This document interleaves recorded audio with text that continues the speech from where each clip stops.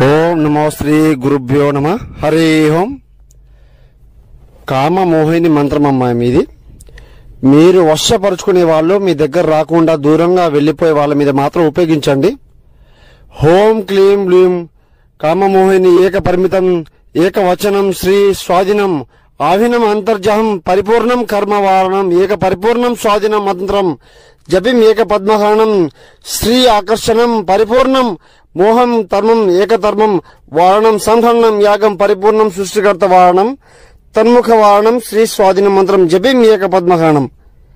మోహిని మంత్రం కర్మం కన్విష్టం స్వాధీనం జపిం పురుషం ఏకగ్రహణం.